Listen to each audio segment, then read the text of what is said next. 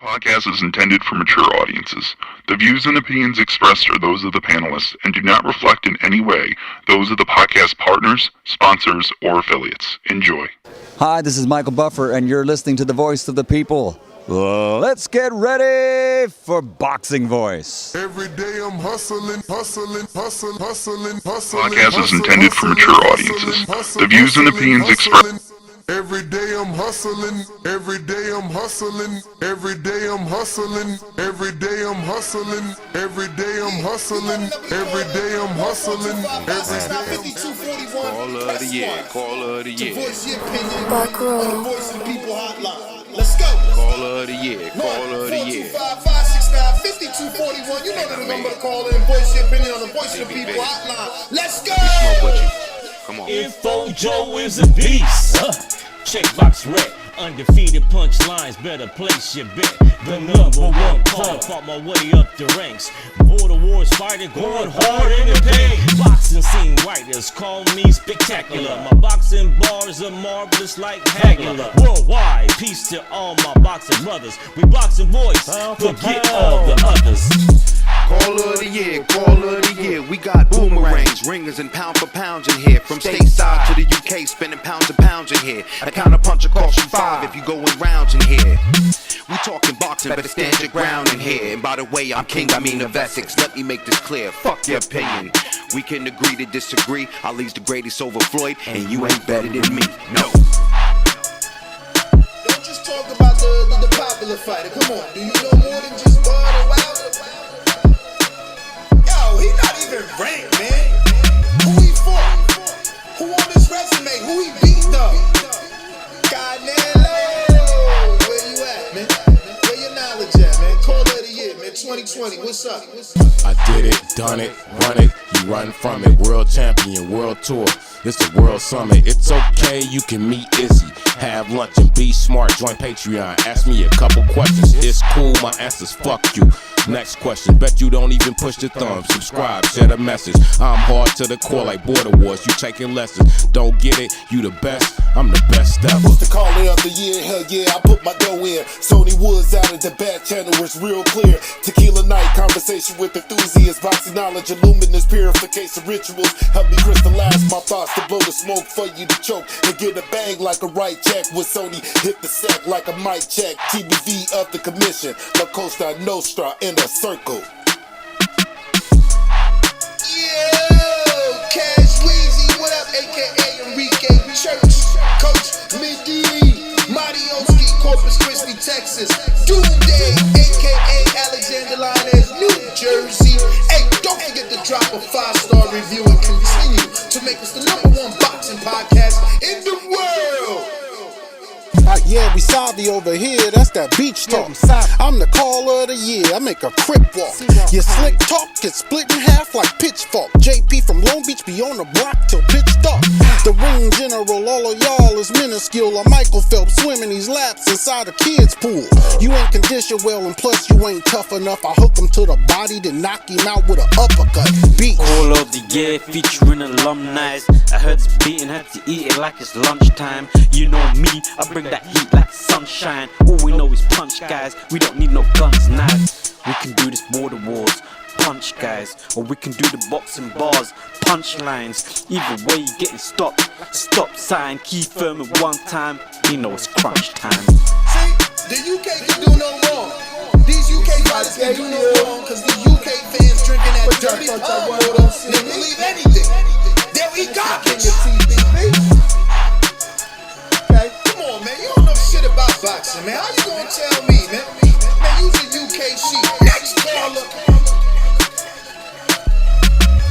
Caller of the year, caller of the year. Let's get one thing clear. Ain't nobody fucking caller of the year till you make it clear. Yo, good morning, good morning, good morning. Welcome back, ladies and gentlemen, to another edition of the Boxing Voice Radio. It is fight week and it's going down. Hashtag Team Crawford, hashtag Team Porter. Who are you riding with? Oh, man, I cannot wait, man. It's going down. This fight has me hyped. You know, I love me a good underdog story. And, you know, this is definitely one for Porter. But I love everything that Bud is adding to this. You know, he said it. You know, it's a win-win for Porter, and it's a win-lose for Crawford. And I get him, you know. He's got everything on the line. You know, is he as great as they say he is, right? Because any chink in the armor versus this Porter fight, and the narrative can flip.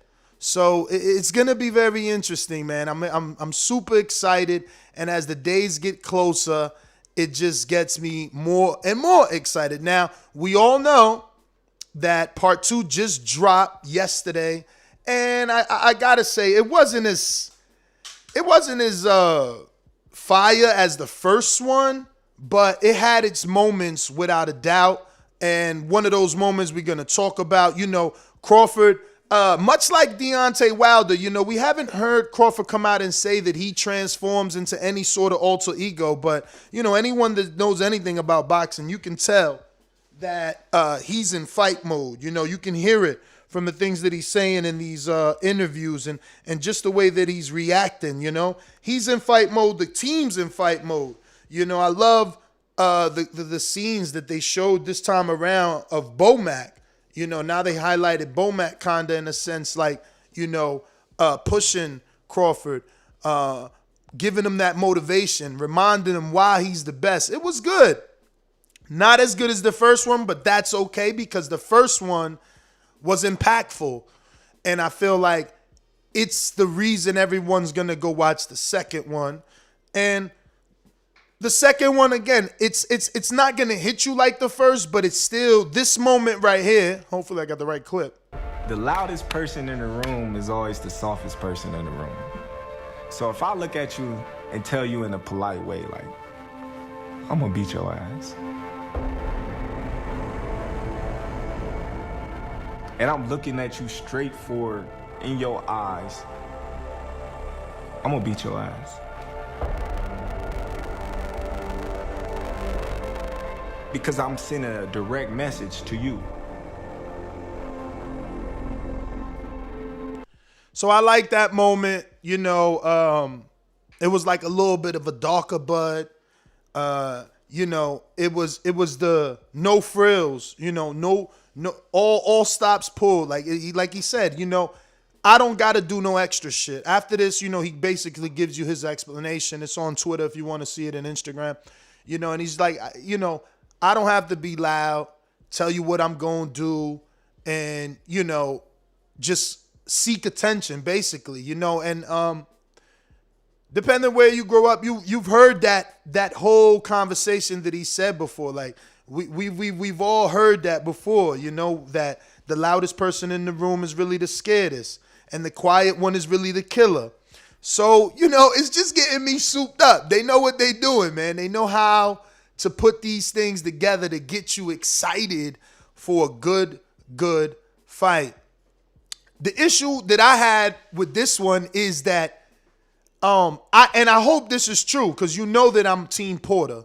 So I hope it's true. Like, this dude doesn't believe his resume's trash. Like, he literally said, well, my last fight was my toughest opponent till date. And it's like, no, you fought a flat tire your last time around. What the fuck is you talking about? My man had a fixer flat in his system. Like, he ain't fight at welterweight in 3 years. Stop the bullshit. The last fight, none of them fights is this fight. Yeah, none of that might not matter, and he might handle this fight like he did all the other 37, and that's fine and dandy. But come on, man, stop. Like, you already here. Get that delusional shit out your head, bro. Like, fucking the mummy of Kell Brook is not your toughest opponent till date. That was not. No one thought that Kell Brook was going to do anything at all but what he came to do. Get a check. Like, that fight, don't bring up that fight when you're talking about this fight. Like, Porter's not going to fold from a jab. He's not going to give up from a jab because he's got more in his heart. You know, he's always wanted to do more and achieve more, and that's why he's fought everybody. You don't fight everybody unless you truly want to be a fucking winner. You don't keep going up at bat unless you think you can hit a home run. You understand that? And that's not Brook. Brook had 2, maybe 3 fights. Everything else was money grabs. If that, not even. Do we know Gennady was a money grab? Just like the Crawford was a money grab. There's no way you could consider that shit real for Crawford, cool. Let him think what he want. But Brook, like, yeah, I'm really about to go down after 3 years and beat one of the toughest fighters in the welterweight division. And I ain't make welterweight in 3 years. And I was struggling to make it before I left. Come on, bruv. Nobody's believing that. Like, Brook been done. Khan been done. You know, those dudes didn't want to win. They seeking the 6.5s and the 2 point whatevers that they got. This is different. You got a dude that really wants to win. The problem is that, you know, the more we talk to more professionals, I mean, it's just that what we see is the truth. You know, Porter, with all his aggression, is very inaccurate, man. It's very inaccurate. He'll land the occasional, you know, left hook and back right hand or back right hook, excuse me, or the straight right hand and a couple of jabs. But he's gotta hope to beat Bud. He's gonna have a perfect performance. You know, he's got to be perfect, and that's gonna be difficult, man. That's gonna be difficult. You know, you could say what you want about Terence. You could take whatever credit you want from him, but you could see that he's a killer. You know, even with the Brook fight, like, he knew he was in there with a mummy, but he tried to murder him. That left hand, that was like 4 punches with the left hand. You know what I'm saying? Because he wanted to kill him. And that's what he got. He got a mean streak. And what I seen in that Earl fight is that Porter's dog got tamed a little bit due to body shots and obviously excessive and hellacious low blows, you know, lack of good refereeing, you know. No disrespect to Jack Reese. I know he's done a lot of high-level fights, but in that Porter fight, you know, he let a lot of illegal blows be landed on Porter via the A-side fighter in Earl Spence, you know. And Porter got to hope that that's not the sort of referee he gets. And that's the thing. You see, in boxing, these referees are not like fighters, right? Like, a fighter goes through a tough fight. The commission decides he's got to sit out for a couple before he could fight again. You suffered a knockout. You got to sit out for a while before you could fight again. You know, these referees, they just getting a big assignment after big assignment after big assignment. And it's like, you know, Jack just fucked up. He just fucked up in the Rosado fight. He jumped in before the bell. Then he fucking trying to play it off instead of apologizing because I know he heard the bell. Then he wants to go in on Rosado like it's his fault, you know? So I don't want to see Jack in this fight. Even though this is a good fight, right? This is a good fight for him to ref because what he did do right in the Porter fight versus Earl is let them fight. You know, from the outside, it'll be like, yo, Porter, let your hands loose. You know, but at the same time, he wasn't being a watcher. He wasn't being watchful enough of Earl's craftiness, you know. And people will call it craftiness, but I call it cheating, man. You hit that man like 7 times below the belt, man. You know, thankfully, Porter already had a child because we don't know, is he going to be able to have any after that Earl Spence fight. And, you know, it sucks that that's what had to be resorted to in order to tame Porter because it's just like Kell Brook. The people that tame Porter usually resort to illegal tactics. When Kell Brook fought him, he held him. I mean, there's a video on YouTube. I'm sure it's still out there. He held something like 118 or 128 times. It's insane. This is a 12-round fight. You understand? Everything was 1-2, I'm clinching. 1-2, I'm clinching. He looked like a young B-Hop. 1-2, I'm clinching. 1-2, clinch. And yeah, some said, look, that's Porter's fault. You know, the referee got to do his job. He didn't do his job, so Porter got to adjust. Cool, fine, dandy, all good. At the end of the day, I just want a fair fight.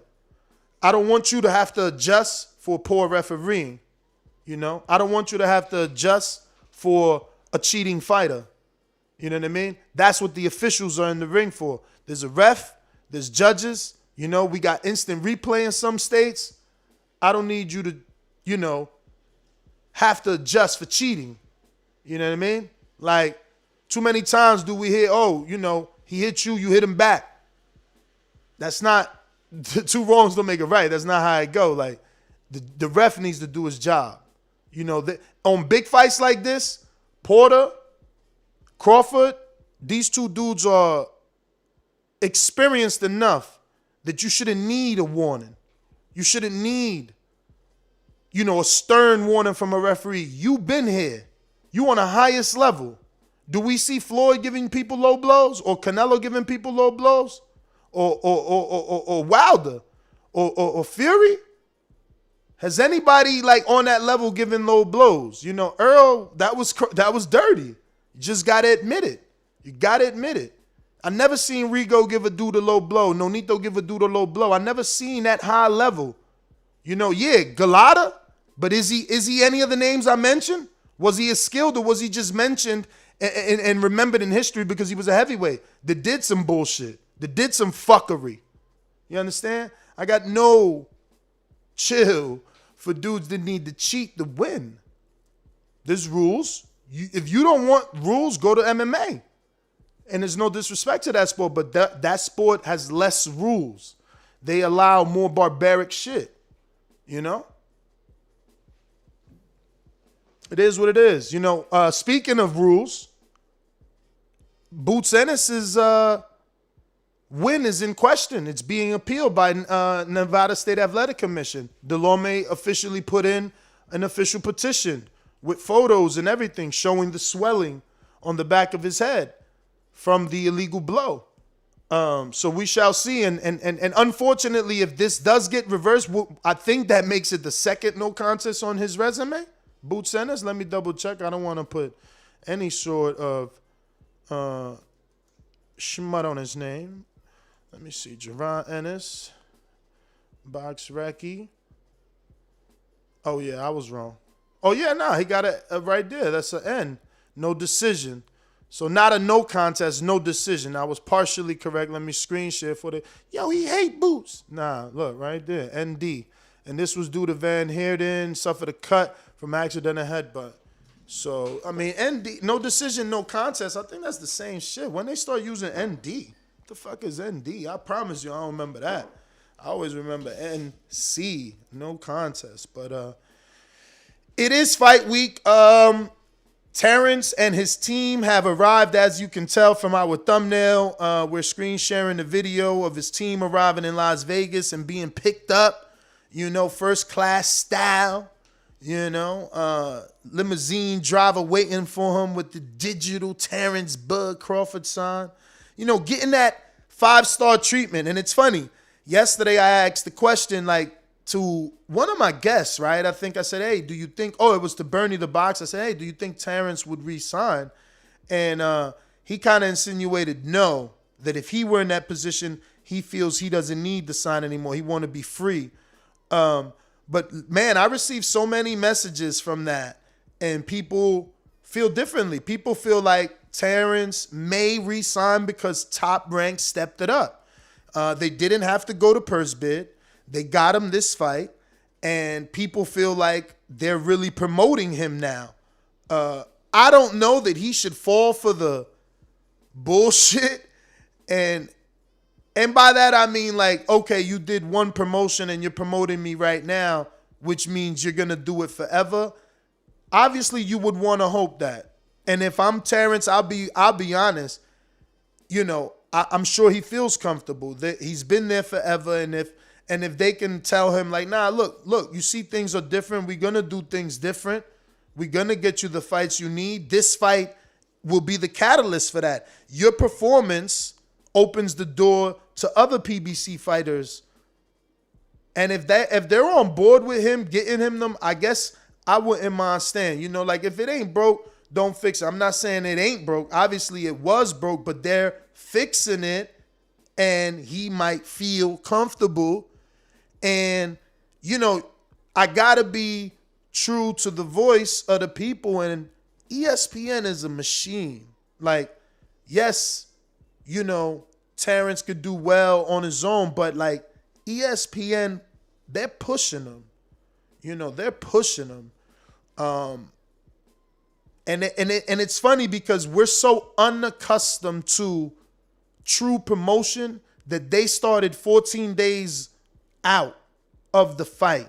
So 14 days from the 20th, and we're excited. We're happy because we got 7 days extra, right? 7 days more than what Canelo gave us. 7 days more than what Wilder Fury gave us. And I think we're reacting. I know my community, this audience is excited of the 7 extra days of promotion that Top Rank has given us. So if we're feeling it, I'm sure Terence is feeling it. I'm sure he's excited to finally get treated in that light. So I can see him resigning. Again, he has been getting very, very good mandatory minimum purses. So, you know, for him, it's probably more about the fights, not the money. So, yeah, I mean, I don't.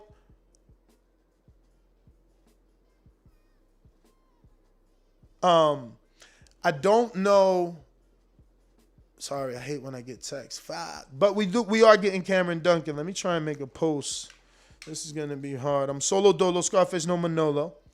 But I'm gonna go ahead and open up the phone lines because I gotta make a Patreon post. I gotta be true to my Patreons. Cameron Dunkin, the promoter now, of Jerron Boots Ennis, the future, and the former manager of Terence Bud Crawford, and the former manager of Mikey Garcia. So this particular interview that we will have, he's very skilled at finding talent, to say the least.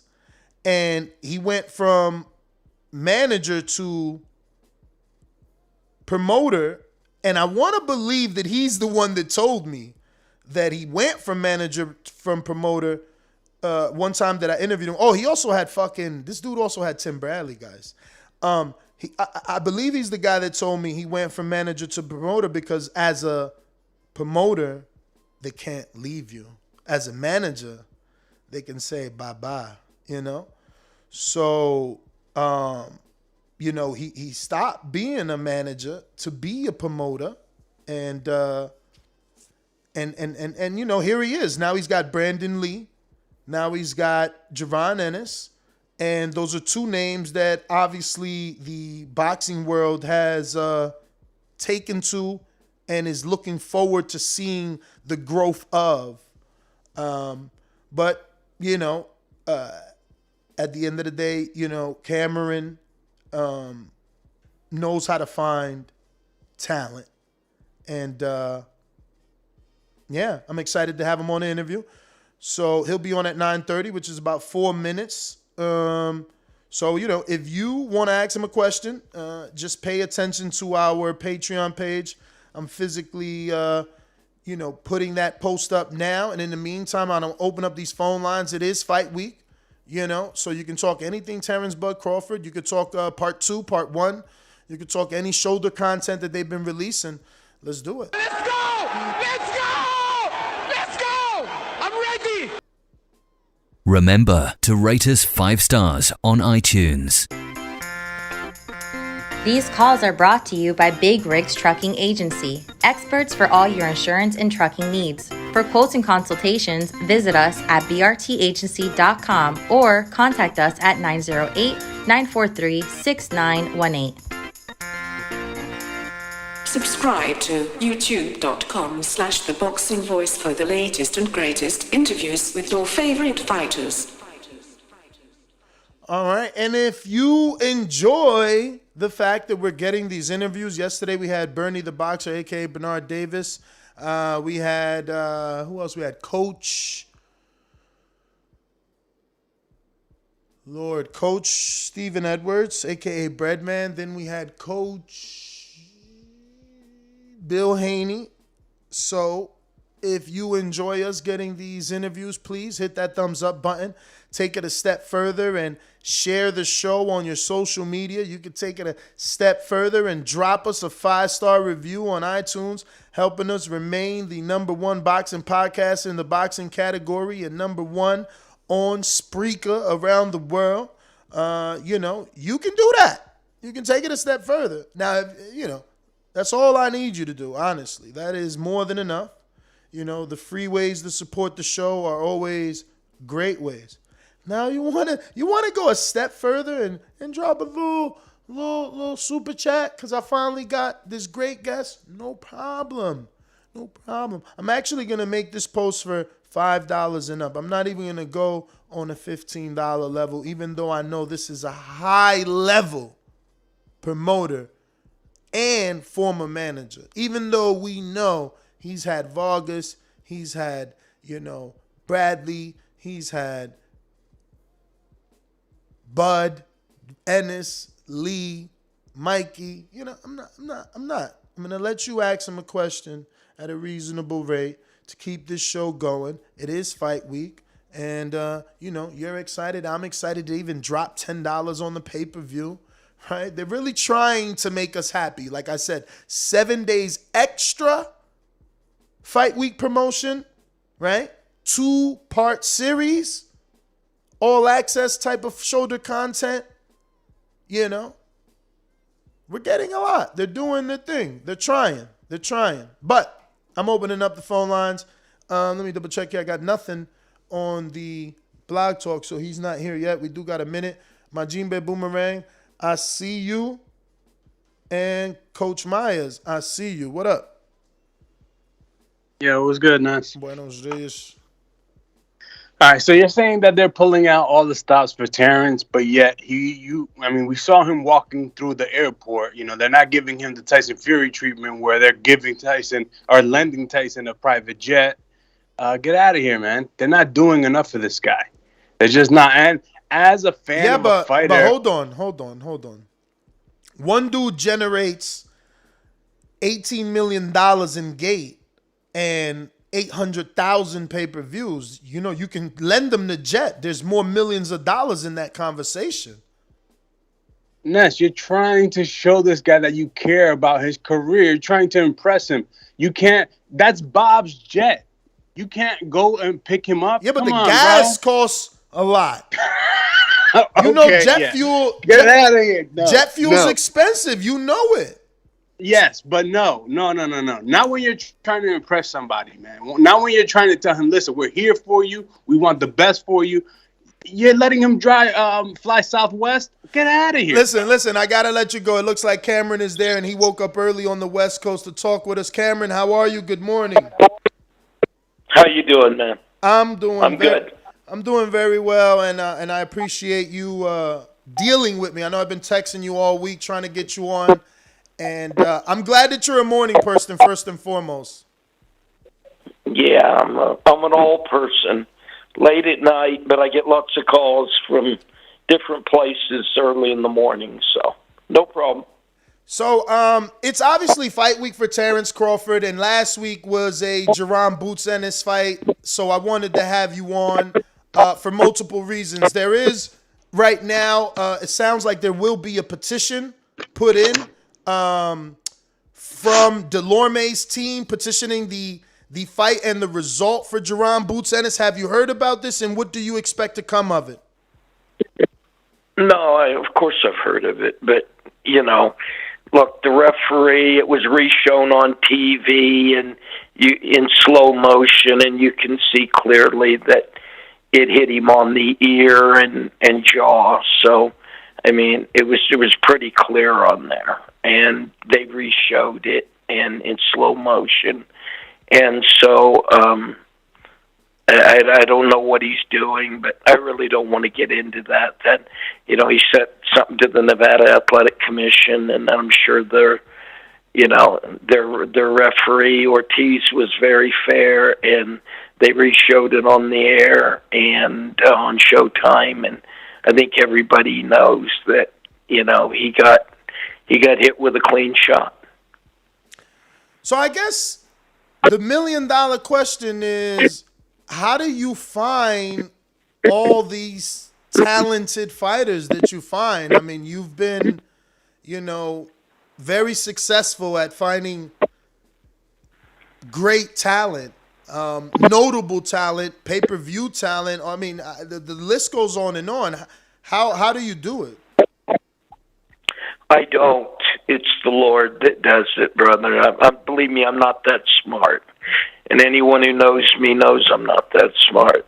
I have a real art that the Lord gave me, and I've got like 5 guys I'm looking at right now, and and I've got a real blessing knowing how to move them once I get them and put them in the right situation, and I have a real blessing at finding them, and I just know when I see one, my stomach churns. I get excited about it, and I know that I'm going to do my best to try to sign them. I don't get every one, but I get quite a bit of them. Can you walk us through how you came across Boots Ennis and how that relationship started, if you don't mind? Well, I know the dad for many, many years, and we worked together with a fighter, Anthony Thompson. We worked with a fighter, Demetrius Hopkins, and we worked with a few more. So I've known him for a long time. He's known me for a long time, and he liked the way that I worked with those guys, and he called me up and said, "Have you been watching my son at the Olympic trials?" And I said, "Well, I'm sort of out of boxing right now because I had sort of let some guys go, and I was pretty much out of boxing." And he said, "We should talk about Boots." So one thing led to another, and I wound up signing him. So that's, I've known him a long, long, long time, and we get along great. And I was on the phone with him last night for quite a while. So it was just a good situation. And then right after that, Brandon Lee's dad, Bobby Lee, called me and said, "We'd really like to work with you. We've seen what you've done with all these guys from the desert and up here, and we really want to work with." So I knew the Lord, you don't have guys like that call you and ask you to work with them. So I knew it was time to get back into boxing, and those kids are doing really great. I'm really proud of them.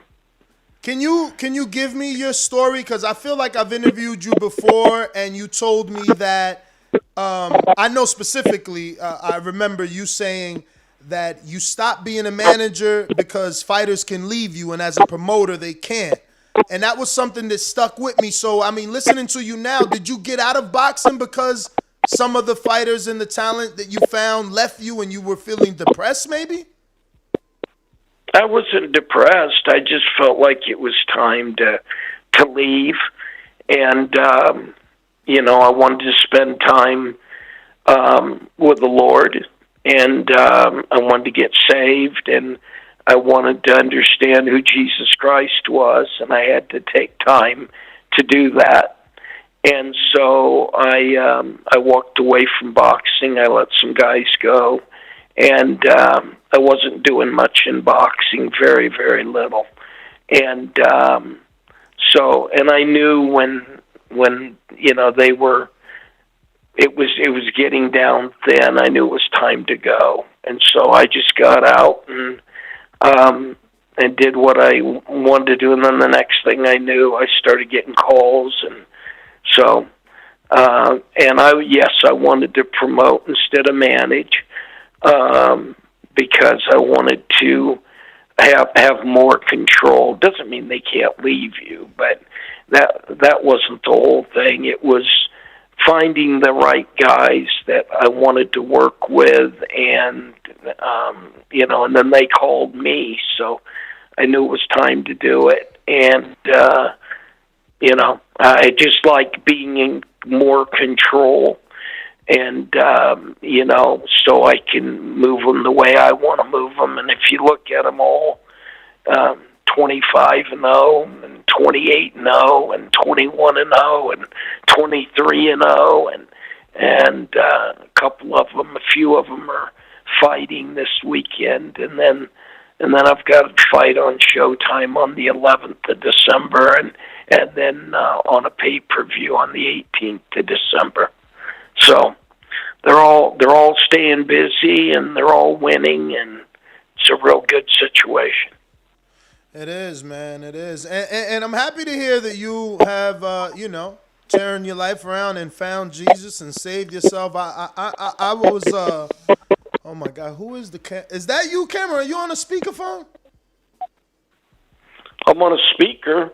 You want me to go off? Yeah. We're getting feedback. I'm sorry. Is that better? It is. So, yeah, like I was saying, man, I'm raised Pentecostal Christian, so I definitely know what it is to be a God-fearing man. Not to say that I'm not a backslider, but do you think that's made you now a better promoter because you fear you're God-fearing? So you're more honest? I always feared God. Always. I was always afraid of God. And that's what brought me to him at such a late stage. I just kept thinking, honestly, if I was to die today, where would I be? For eternity. And eternity's a scary thought. We don't even understand it. And so I brought my life to a halt. And, he's the most important. But there's no doubt that he makes me a better a better at what I do and how I can, forgive people. And, and I'm thankful. All of those things are his attributes. He's love. He's, the one that helps you forgive. I couldn't do this. I mean, it's him. And he's made me a lot kinder and I try and do the best I can for the kids, and I always did that, but I did it in different ways. Now I'm doing it in a real straight way. And so, yes, and there's no doubt that, when you get saved, your whole life changes. And I'm so thankful that, I stopped and did that. That was at 57 years old, man. Very few people get saved at 57, so he never forgot about me, and I'm so thankful. Well, amen to that. I think that it's amazing, and like you said, I think it will make you better, especially in this game. But I do want to ask you about Terence Crawford. How'd you find that talent? I know you're no longer with them, so I hope some of these questions don't bother, but when and how did you find Bud Crawford? I knew from the amateurs. He was a tremendous amateur. And I had heard that, they did the National Golden Gloves in Omaha, and they said there were over 2,000 people there. So, he was very interesting to me. I thought he could really fight when I saw him in the amateurs a few times, and I thought he was terrific. And so I wanted to work with him, and then when I heard how many people he brought to the National Gloves when it was there, I said, well, people also love him, so, it's a great guy to sign. So I went out after him, and he sent me to Bomac. And I called Bomac, and it took a little while, but we worked it out, and I got him signed. And, he's a terrific fighter, man. Do you feel that they're promoting this fight properly in the sense with the tagline that they're using, right? They're calling it his toughest opponent to date. Do you believe that? Oh yeah, I think he's the toughest fight for Terence. I think Terence will win the fight, but I think it's a tough fight. Yeah. And there's also, obviously, Bob Arum never gave him that Manny Pacquiao fight. And there's an interview out there that, he says that he feels like Terence is vulnerable to southpaws. As a talent scout, in a sense, did you ever see that? Because I know there was a hindrance from you when the Prescott fight came around. It was Bomac that pushed for that, and I kind of remember you not wanting the Prescott fight, right? Or am I wrong? Yeah, but I didn't want the Prescott fight because it was so early in his career, and I didn't know him near as well as Bomac. Bomac lives there with him, and they both talked to me and said, "Look, give us the fight." So I did. And was I leery of it? Yeah, of course I was. It was a big step up, and it was fight week. I mean, to change opponents and take on a guy like that on TV, but they were confident and they were right, and they made the right decision, and they told me, look, we want this fight, give it to us. So I did, and it turned out great. So, but I don't think Terence has a problem with a southpaw, right-handed. He doesn't have a problem with anybody. He's a great fighter. Were you still with him when any of the Pacquiao negotiations were in play, or were you already out the picture? I was out of the picture by then. I wasn't involved in any of those negotiations about fighting Manny Pacquiao.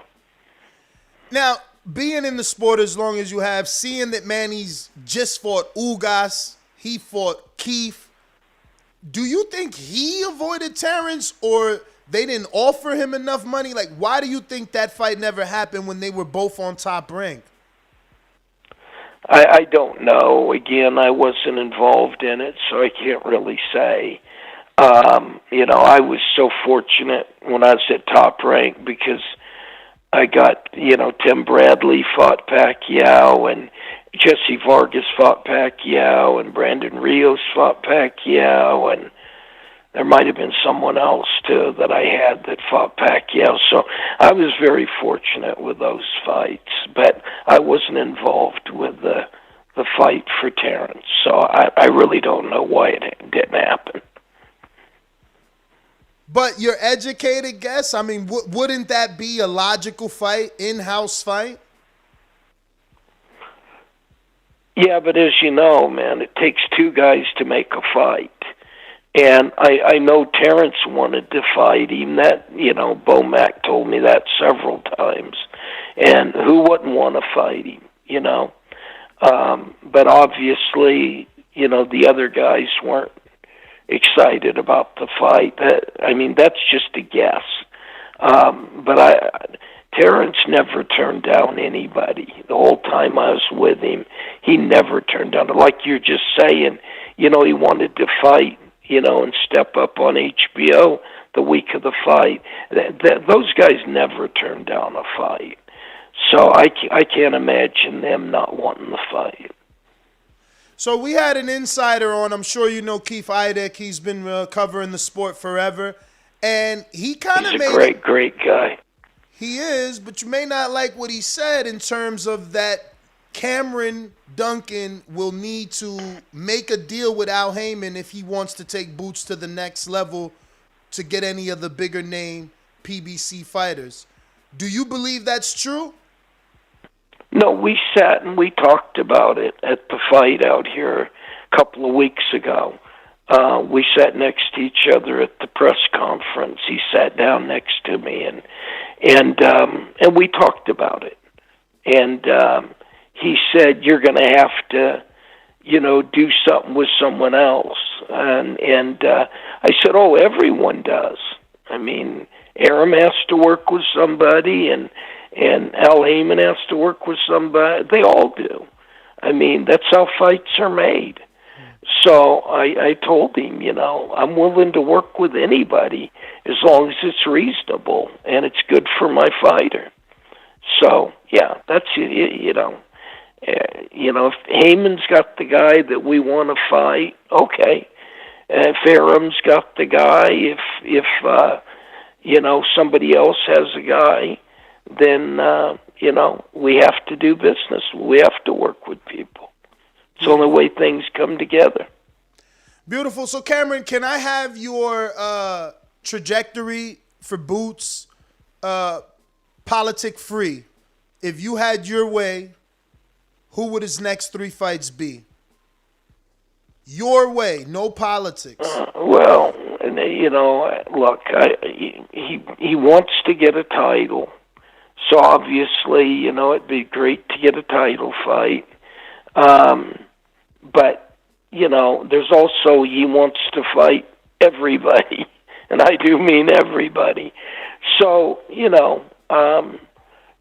I can't really put him in order, but he would love to fight, what's his name, Thurman. We know that.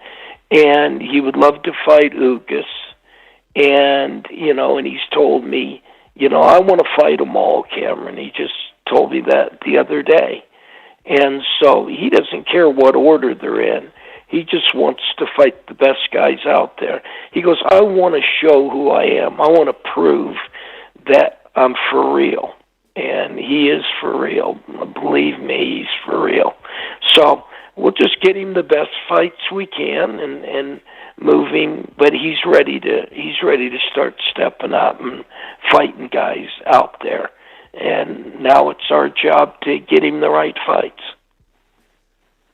So after his fight with Delorme, he said Errol Spence. And if you look at the rankings, he's number 3.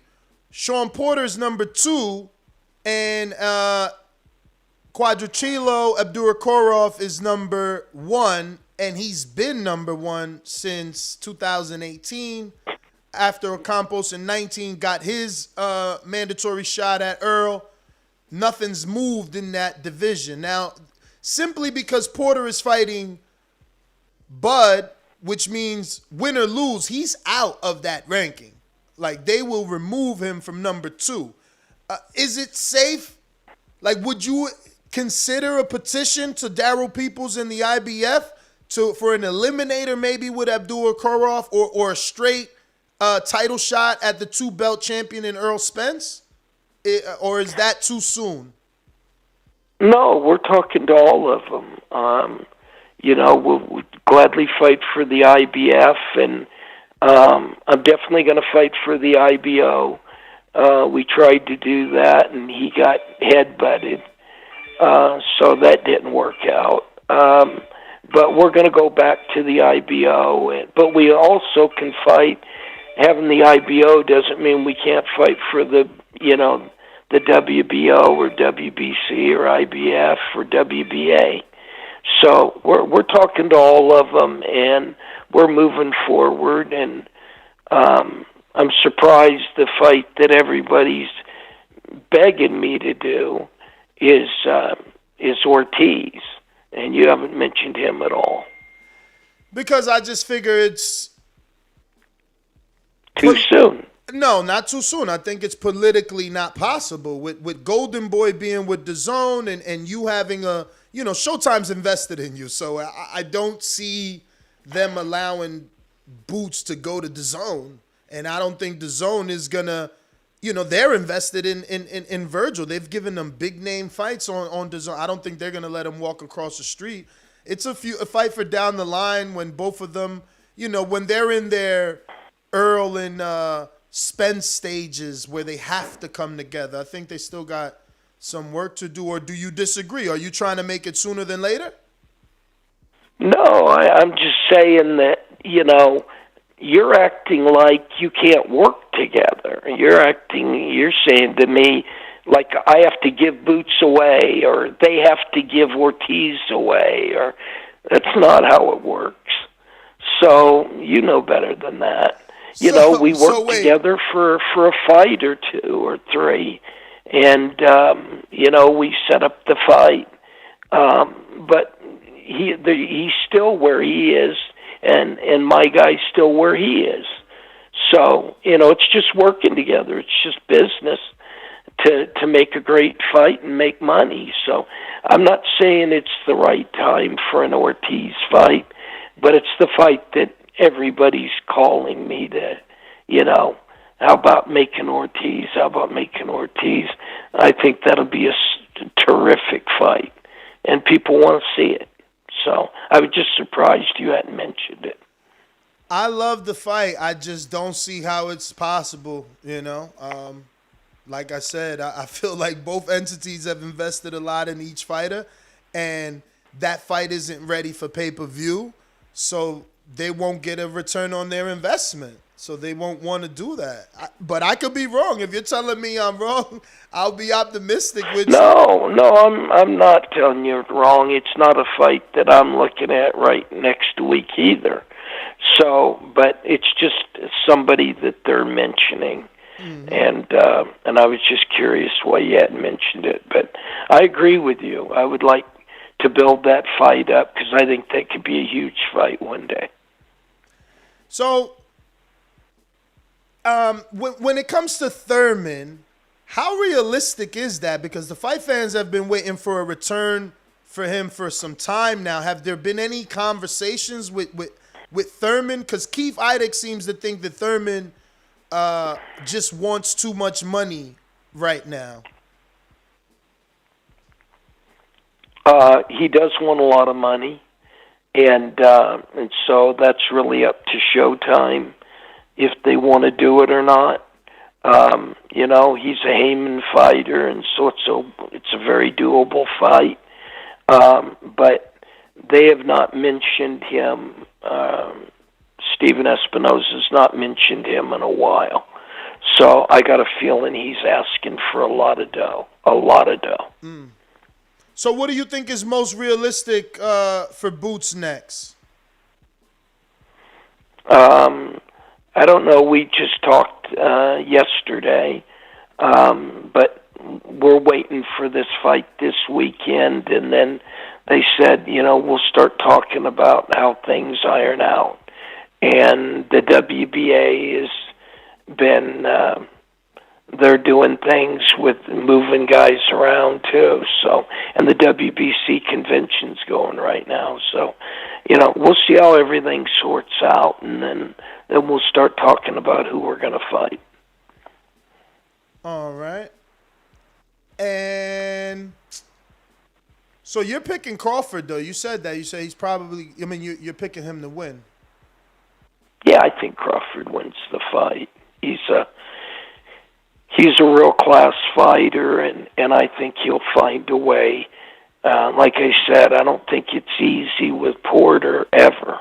He comes in hard and throws lots of punches, and we saw how he did with Spence and all the other guys. He's a rough guy, but I think Terence will figure it out, and he'll find a way to be really smart and clever, and he'll find a way to win a decision.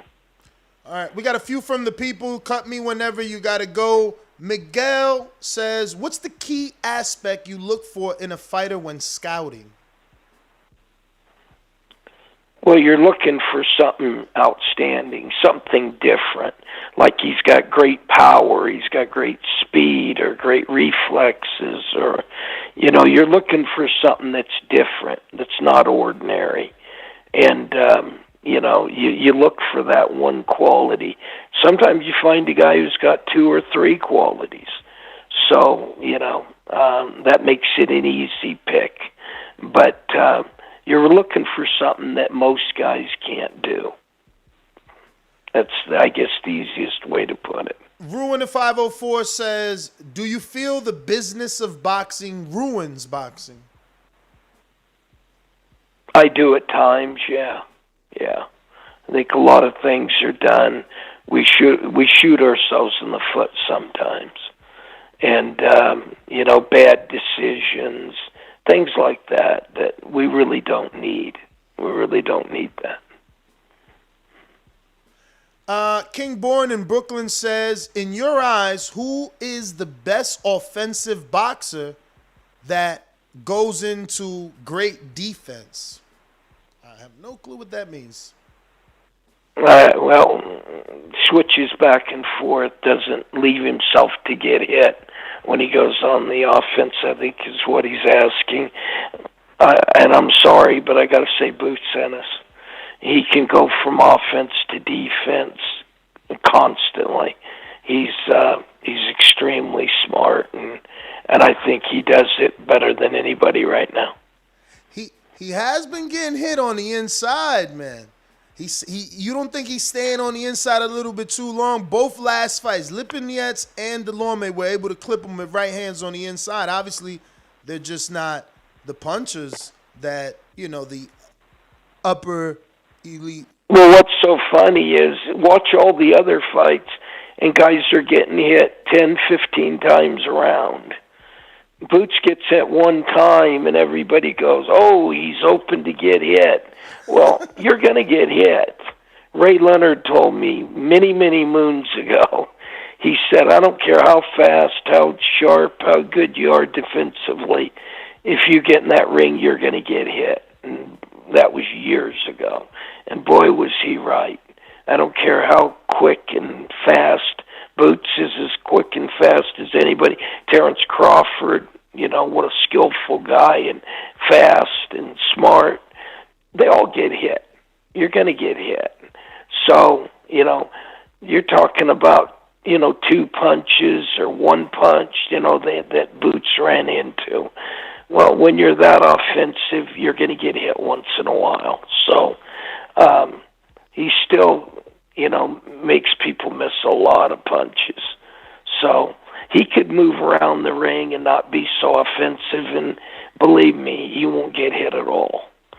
So, but that's his choice. He likes to put on a great show for people. He loves to knock people out, and he loves to make exciting fights. So, but could he go out there and just move around the ring and box and jab and not get hit? Yeah, he could do that. But would you love watching him as much as you do if he did that? Probably not. Coach Myers in Connecticut says, good morning. In an interview I heard you in last year, you said, I never signed a Mayweather, a De La Hoya, that kind of guy, but I think I have that kind of guy now with Boots. Question, do you actually think Boots is better an overall fighter than Terence Bud Crawford? Honestly, I do. I really do, and I've said that for a while now. Nothing against Crawford at all. Nothing against Terence.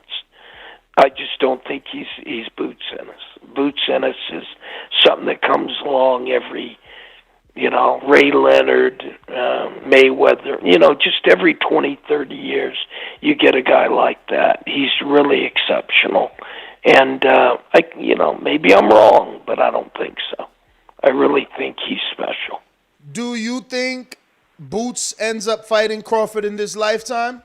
Do we see that fight before Crawford retires? Do their paths cross? I don't think so.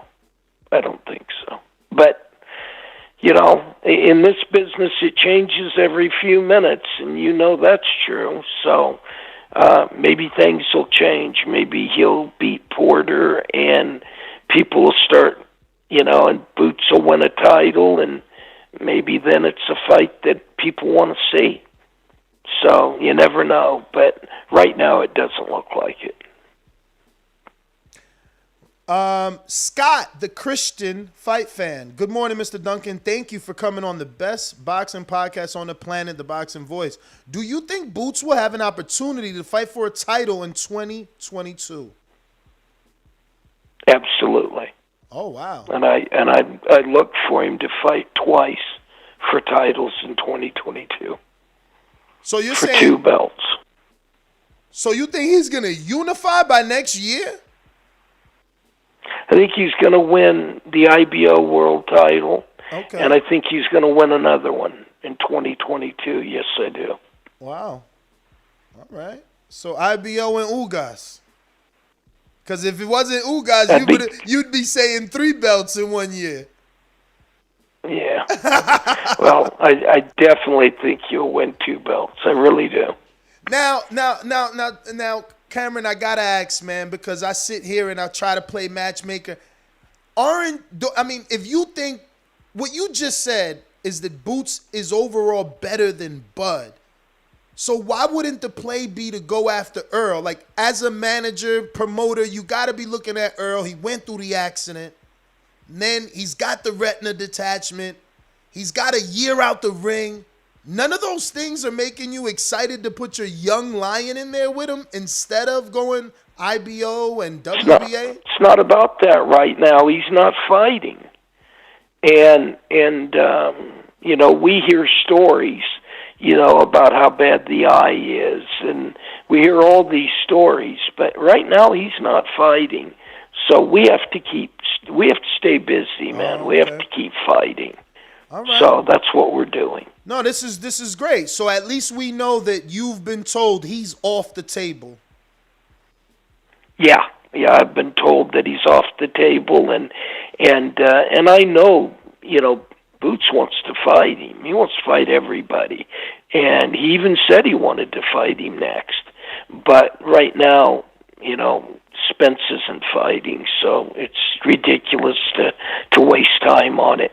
If it changes, then we'll jump right on it. Beautiful. I gotta ask. Well, let me get to these people's question, but don't let me let you go without talking about Brandon Norman. I hear he did some interesting things. Did you hear any rumors? That's your fighter, right? Yeah, that's my fighter. Did you hear any Brian rumors Norman in the last... is terrific talent.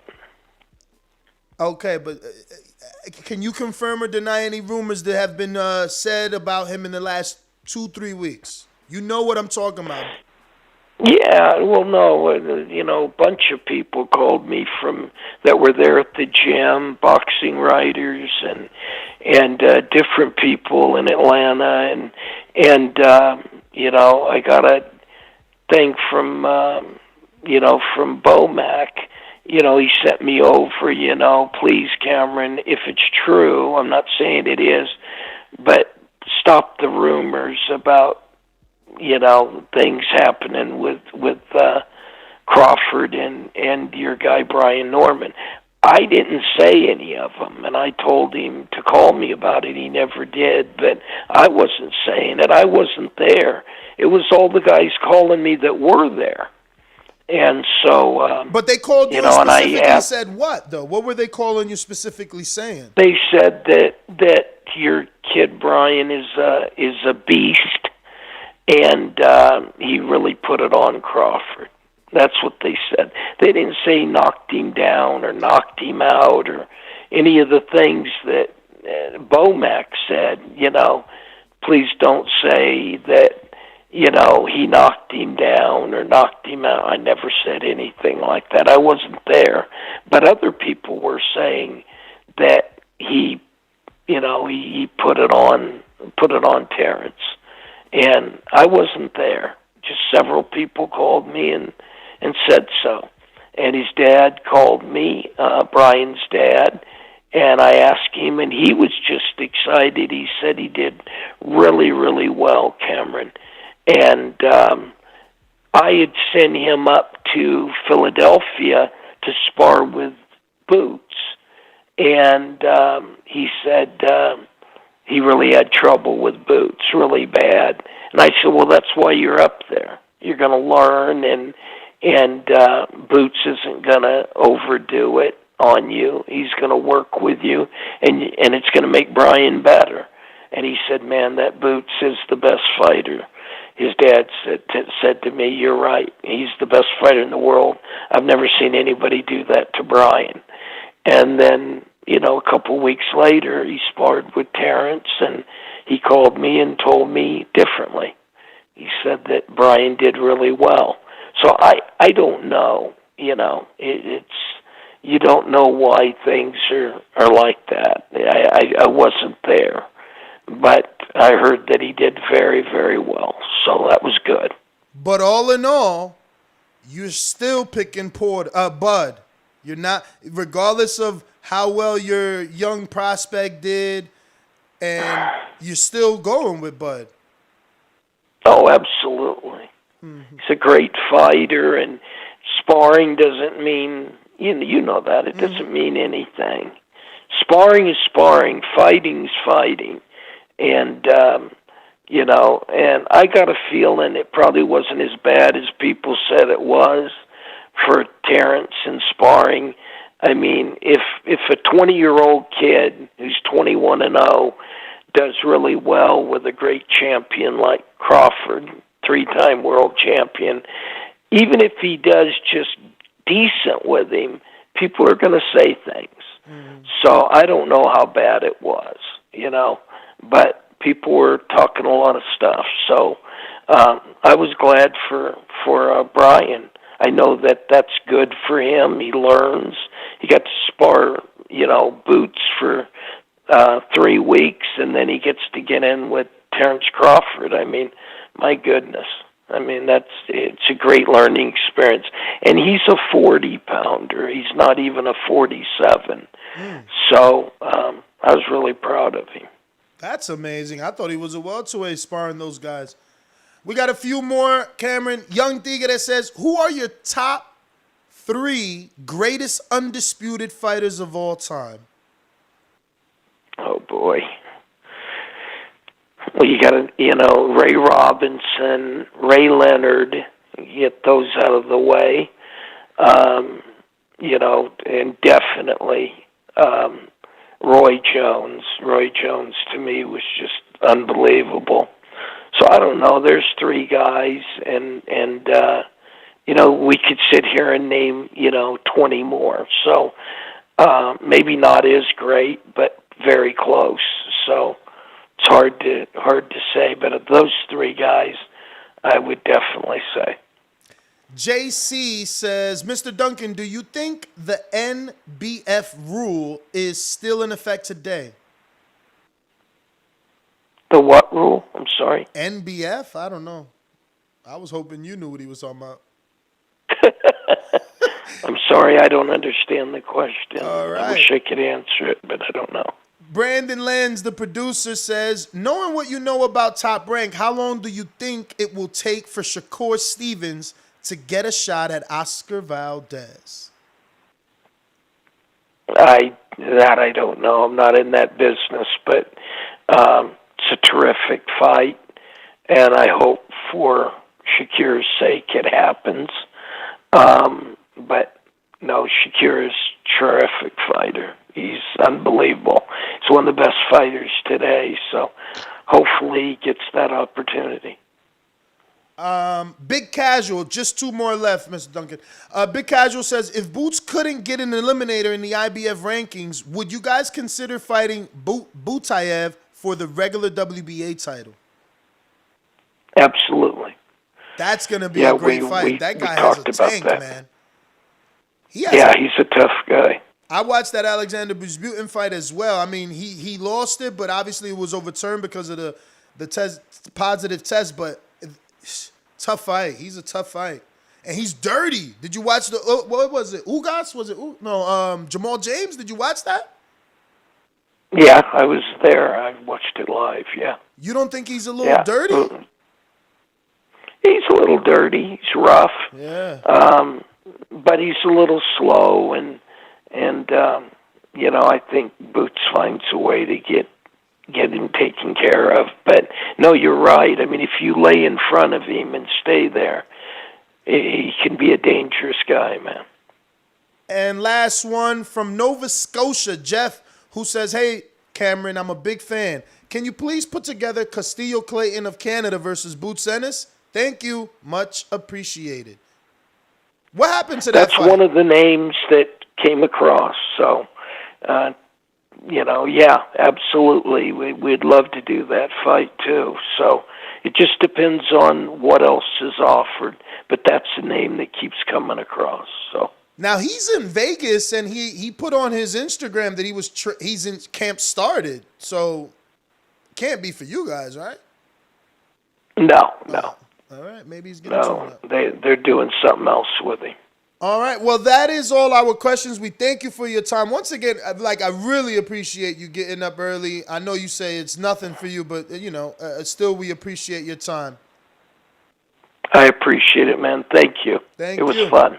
I appreciate it. There you go. Bye-bye. Cameron Dunkin, promoter of Jerron Boots Ennis, and so many. Wow, so it's such a great interview. A lot of good stories. Cleared some good rumors. And got some good boxing talk. Got my man James Payne on the line. What up, champ? Good, champ. Chill. How the audio sound? You got it. You know it. You got to get that mic closer or raise that gain, because it is what it is. But you sound good. The system is always good. Let me see. Somebody sent me a message on Patreon. Gonna call in probably this Thursday and Friday because I'm working from home. Can you flag me as a ringer? Oh, shit. I think that's Perk. Oh, shit. Who's this? Danny? Danny say he a pound for pound? Let me check Danny out. That's a shame, Danny. I ain't even know you got you bossed up on that pound for pound. He said, "What's my perks?" Shit, you about to be in that private group. Yeah, that special collection. Yes. But man, what you think of the interview, champ? I was interested. It was a very interesting interview. Listening to him say that he feels like Boots is the goods. He said overall better than Crawford, and the man knows talent. I know some people they like, he just promoting, but better than Crawford. That's a bold he statement also right found there. them guys. Like, he not just talking about someone else's fighter. He talking about his old fighter. He found Crawford. He found Vargas. He managed Bradley. He managed, what's this other guy named? Mikey. So it's like, Yeah, he got an eye for talent, definitely. If he's finding all the names that you just mentioned, I mean, that is a who's who of boxing. And so Boots looks good, man. Is he the best welterweight in the world? Well, we gonna find out. I would love to see a Boots versus Bud matchup, but not right now, because Bud has business this weekend against Shawn Porter. That is the litmus test, as we put it. You know what I mean? Shawn Porter is gonna play like he's the Scantron sheet. You remember Scantrons when you was taking tests in school? No. You never had a Scantron sheet, man? The little multiple choice sheet that you take a number 2 pencil. Yeah. Okay. Yes. Man, Scantron sheet. So Shawn Porter is the Scantron sheet, and he gonna put Bud Crawford to the test, and we're gonna see if Bud can pass the test. Did you have opportunity to watch Blood, Sweat, and Tears #2? I did this morning. You did? You watched it this morning? What did you think, man? It was good. Not as good as the first one, but it was good. It had its moments. It gave us a darker Bud. I felt like it was a more focused, dialed in, like, I'm ready to hurt you, Bud. He had little one-liners that was nice, and they put the little eerie music behind it. So I just don't think it hit as hard as that first episode, but it was good. I think it was good. I enjoyed it also. It was very interesting to me to get that perspective on Bud, because Bud has been very soft-spoken, in my opinion, but at the same time, he's not very soft-spoken. He's very confident. He believes in himself and his abilities. He has like a clear, definitive direction of where he sees his career going. And I think he's going to need all of that. And maybe in the boxing community, we've been too critical of Bud. He can only fight the guys that they put in front of him. And he's done very well against that competition that they put in front of him. And this is the test. Like everybody is saying it, Shawn Porter is the test. I was up very late last night just looking at footage of Shawn, looking at footage of Bud. Man, I hate to say it, man, but if Shawn comes in like he has in the past, I am seeing a stoppage, man. And I was one of the ones that was like, no way Shawn getting stopped. No way Shawn getting stopped. Not by Bud.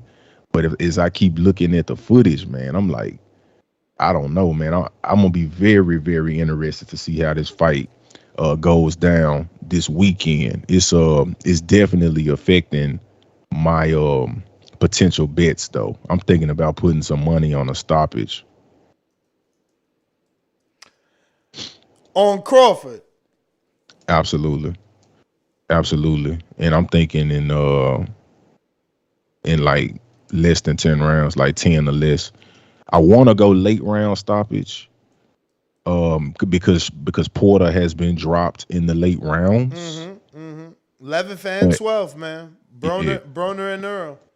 But I feel like if Bud is gonna stop Shawn, it's not gonna happen late. Like it's gonna be a series of things that would happen in the first set of rounds that would accumulate, and say by like round 8, if it was gonna be a stoppage, by like round 8, we're gonna see that. Let me get to some callers, man. Man, they too hard on me in the damn chat, man. They giving me hell. They never gonna forgive me for my plant. Hey, yo, I'm still rocking with Caleb. What's good? Shit, it's a Tennessee thing. I ain't studying this shit. They hating on Plant, man. If you go to the PBC post, I'm actually gonna do it to show you, man, that it's only the listeners of this show. The world ain't mad at Plant. The world has accepted Plant as a great fighter. And he showed it in his fight with Canelo, and they're mad at that. But look at social media. This is what PBC posted. Beautiful picture. I was gonna do this as a show one day.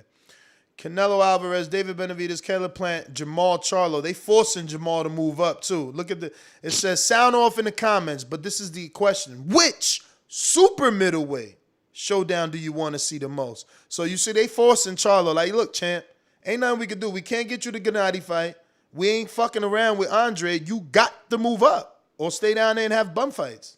You know what I'm saying? Like, it's up to you. But we gonna tell the world you moving up. You could tell the world you not. We telling them you up here. You fighting with these boys. That being said, Caleb Plant jumped out and he like, I'll be back to give boxing something big soon. I showed I'm still top of my class. And you did, champ. You at the top. You showed you belong.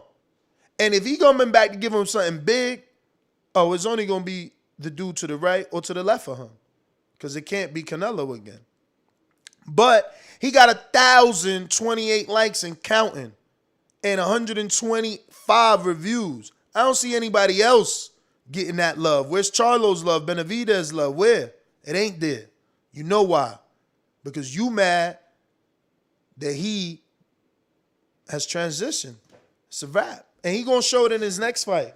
Because Canelo learned from his loss, he will learn. He will learn. Yeah. You can't look at Plant and not know that he's a student of the game and a hard worker, man. But it's all right. We'll be right here rooting for Caleb in his next fight. I know me personally, I definitely learned more in my defeats and in my shortcomings than I did if I got the win. So, you know, I expect Caleb to be a much better fighter, much more well-rounded. He saw where he fell short, and I expect him in his next contest to be a much better version of himself and to represent himself in the great state of Tennessee and his representation in Vegas very well. Let me get out to some callers, man. Let's go. Wait, let me check. I got some super chats. Anybody send some love for the fantastic interview with Cameron Dunkin? Know what I'm saying? Let me see. Where they at? Where they at? Who's up? Refresh. We got Ronald Finkley. What up, champ? He says, ain't nothing like a showstopper. Champ!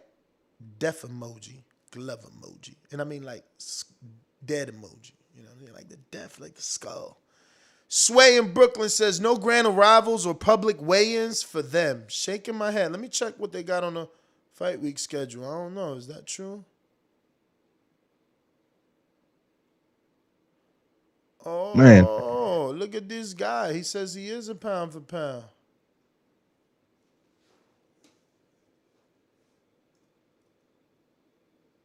man, I really do hope that Shawn, man, puts on an amazing show though. I want to see Shawn Porter. I want to see Shawn Porter show the fuck out. I want to see him do better than he's done with any opponent, man. I can tell he's training hard. I hope, because he talking. I don't want him trying to hype himself up. He talking like, oh, he ain't fought nobody like me. He ain't fought his resume. Like, don't get caught up in that. You here now. That's what gets you to fight. That you the best on his resume, but that shit don't matter no more. Now it's a fight. And what if Bud just walks through Shawn? So now is it unanimous that damn Bud is the best welterweight, period? I don't know about all that. I mean, there's gonna be haters that still need to see the fight, because in actuality, fights need to be fought. Like, just because he beats Porter doesn't mean he could beat Earl, because he beat Porter better than Earl, or Earl beat Porter better than him. They still need to fight. I just want to see, is Earl that dude still? Like, you know what I mean? Like, it's like Cameron wants Thurman. I don't want Thurman for your guy right now, because, you know, like, is Thurman back yet, man? Oh my God. Like, yeah, like we got questions all around the 147-pound division. We got questions about Thurman. I mean, damn, where is he? You know, I think I seen him on the back of a milk carton the other day. And so, you know, then we got Shawn about to put Bud to the test, Scantron sheet style. And then you got Virgil out there bubbling, Boots bubbling hard. You know, he bubbling like the Pyrex, you know what I mean? The water whipping Pyrex process, you know what I mean? So shit, it's interesting, man. Business is picking up for sure. 2022 gonna be a very interesting year. Yeah, it's gonna be interesting to see when it kicks up though, because we've had every big name in boxing fight at the end of the year, which means, you know, we got to see what the budgets is gonna be like and who gonna get shook out, who gonna get them first fights first, man. It's funny. It's funny. Cameron said, "I'm sorry." It's funny. Cameron said what he said about Earl being off the table when Earl was out here talking about Ugas and him in February. Yeah, man. Earl just talking shit, man. I think Earl, like, I'm not trying to speak on Earl's behalf. Like, I've been saying it for years. Since 2012, I've been a fan of Earl Spence. Since I had the opportunity to meet him and Derrick James in person, I've never rocked against him. But I mean, those injuries, that accident and that injury is nothing to play with. And I definitely want him to take his time and not try to fucking rush back. I mean, bro, who recovers from an eye injury in what was it, 6 months? It's been like, who does that? Like, so I just think he's just very anxious to get back. I think Earl is feeling like he's feeling it. You know, he felt the year of being out the ring with the car situation. He felt that, you know, that was time away from the ring. That took time off his career. Now this is a second setback. So like myself with my ACL injury, man, I'm scratching at the walls to get back to my boxing training, but I'm just not ready, chump. You know, I'm just not ready. So, I mean, I want Earl to take his time and come back. And the funny thing is, man, he doesn't look it, but Earl's already over 30, if I'm not mistaken. You know, these guys are getting older, so you know the clock is ticking, man. And he want to get back in the mix. I mean, he's holding. You about to be 40 and feel great. Man, I feel I'm in the best shape of my damn life. All right, so he 31 and he telling you like, what the fuck you talking about, bro? I'm younger than you. But I mean, he a world-class athlete, man. Exactly. He a world-class athlete. So he got world-class doctors, world-class conditioning, world-class recovery. You know, world-class budget. World-class budget. You ain't lying. He got cryotherapy. Look, I was watching part 2. Porter been doing motherfucking hot yoga for like 8 years. Like, you know, who the fuck got I don't got the time for hot yoga. I did do it once. You know, I was dating this girl from Brooklyn. She had me go to this class. I almost died in that motherfucker. It's hard to breathe in hot yoga. It's no joke. Yeah. It's no joke. So Shout out to Porter for being able to do that. But I do got the fight week schedule. And looks like they right. I don't see anything open to the public. The weigh-ins don't even say open to the public. Nothing. That's crazy. A lot of fight week stuff. Everything being streamed, though. So that's good. It'll be on ESPN, too, and streamed on Top Rank's YouTube channel and their Facebook pages. Oh yeah, hey, and this a quick comment for them dudes in the chat. I see what they be talking about, the weirdos in the chat. If you gonna talk shit about us, at least get your money up and put a super chat on there so we can read the shit out loud. Cause you just one of these people scrolling on the screen and then we won't even see your comment in 20 seconds. So at least go ahead and put $2 on it. Buy us a cup of coffee in this motherfucker since you want to talk shit. That's the hater budget, $2. Yeah, $2 budget. You ain't even got that. You doing free comments, dude. I got London Runs Boxing who says he's still picking Bud. That math ain't mathing. He say he's still picking Bud. That math ain't working. Yeah, because he talking about Cameron, because he like, if the rumors is true that Bud got knocked out, then you wouldn't pick Bud. But, I don't know if that's true, man. I still pick Bud. He got, tough or not, sparring is sparring, like they said. Ito Cool said, only thing I like that Boots doing is going for that IBO. Yeah, they was repping that IBO big in this interview. They fuck with the other green belt. And you seen Alicia Bumgarner repping it too. She snatched up her IBO. This is what I'm saying. Like, you dudes could talk all the crap you want about the belt, but these fighters, they love them IBOs, man. You can't tell a fighter he ain't win a title, man. That IBO is as good as any other belt. Man, it's a puzzle piece. Just pick it up, you know. It damn sure is a piece of the puzzle to lead you to the bigger play. Yeah, it got Formella in position for the Porter fight, right? Damn sure did.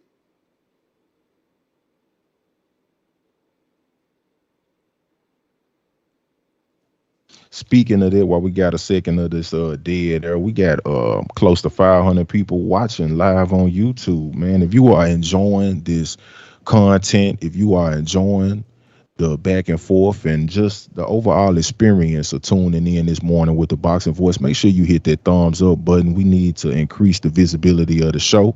Hit the thumbs up button on your way in, on your way out, and hit it on each and every episode of the Boxing Voice, because this is the illest, trillest, dopest boxing podcast in the solar system. Third rock from the sun, and we making it happen. The Breakfast Club of Boxing, Nestor Gibbs, James Payne, and so many others that make this show happen. So make sure you hit that thumbs up and also subscribe while you at it. Yeah, man. A nice little subscription will be appreciated. We're trying to get to 130,000 hundo. Let me see where we at. Looking like we're at 130,074. So we need about 25, 26 more. So let's just shoot for 30 more people. We got another super chat coming in from George.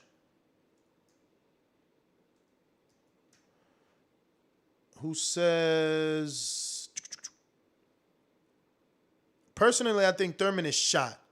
He should retire and do commentary full time. Porter isn't too far behind, but at least has a few years left. Damn. I mean, damn, I need to look at Thurman. Like, how active is he All being? right, let me go on drive by. I got to take this call. I'm trying to get this fucking sponsor, man. So we got 30 minutes till this call. I got 30 minutes myself, so let's run it. Yeah, I'm gonna put a timer so I don't fuck up. I need to make this shit happen. Yeah, I got some shit to make happen too, champ. All right, timer's officially started. We going into these calls. Who we got on the line? Justin in Jersey. Any boomerangs? Coach Myers, what up? Yo, you can hear me? Perfect. It's a good interview. I asked that question about he said he never had a Mayweather, whatnot, because I really thought he would say Bud was a Mayweather when he got him. But quick question: what was Boots' resume in amateurs? Was he a standout? But that's my call. I don't know if he was a standout, but based off the interview today, he definitely said that that his father, Bozy Ennis, called Cameron like, yo, did you see Boots in the trials, in the Olympic trials? So, he made it that far. But I'm not a big amateur follower. I want to shout out Foxy Brown with another hippo, right? Let's see what that is, though, Foxy, because it just says hippo, but then, I mean, it just shows a hippo, but here it gives you the description. It says, okay, GG, but what's GG? It says a hippo nodding in approval saying GG. Damn. What could GG stand for? Gennady Genadovich. What's up? No, I'm just saying. I'm looking at Boots' amateur resume. Yeah, but you know, BoxRec only shows you the big wins, or excuse me, the big tournaments. It's not a full or analysis. 23-3 is what they got listed, and all 3 losses came from Gary Antoine Russell. Ow! Well, wait. Because he's small now, right? Gary Antoine smaller? Let's see, this one was a super light. The first loss was a super lightweight contest. The second loss was a super lightweight contest. And the third loss was a super lightweight contest. To the WBC convention. You know what I'm saying? They out here. Mandatory's about to get called this morning. So, Rider of the Storm says, good morning, Ness and JP. Great interview. You know, I haven't gotten used to that yet. People calling you JP. I'm used to JP from Long Beach. Yeah, me too. They fought 4 times, according to JT and Dallas and New Orleans, who says that Ennis only won 1 against Antoine Russell. We're going out to Brandon. Let me see the bird check. My Jimbe, we got to you. I cut you, right? I cut you, but you kind of got it. Anybody out there? And shout out to Danny in Canada. First Canadian to be a pound for pound supporter. Hopefully you got an iPhone so you could join the elite crew. But yeah, Brandon, Cincinnati, what up? Hey, whole nother time zone. Jumped up for back with our mind on. Can't play when you here, get your life stole. If you bring it here, then the price grow. Folks jabbing and punching the line long. I drop a pitch and let 9 go. We slap with the fake glass and white go. This only happens in Ohio. Yo, Ness, James Payne, good morning. Buenos dias. Yeah, man. Hey, in the words of the great LV Slugger, all questions will be answered come Saturday. And still, that's my call. Short and sweet. I mean, I don't know how sweet that was, though. When it's short, it's like, you know what I'm saying? You're nervous. You ain't got nothing to say because you're nervous, man. Sound confident to me. Okay, so somebody sent the counterpunch. Counterpunch. Check if that's from Skype. I don't see anybody new on Skype. Who is Miles Davis? You new, fams, or at least your government is new to the clique. We don't know. I don't know how to give you 2 counterpunches without knowing who you is, my friend. You know. Step into the ring. I wonder. Let me double check this here. Who's this on the 5'10" from Cali? But that don't sound like that's right either. 5'10" should be Richmond, and it's Johnny in Oakland. That's Johnny. So who else? Who's this? That's Ian Philly, Hawk, Justin. Who is Miles?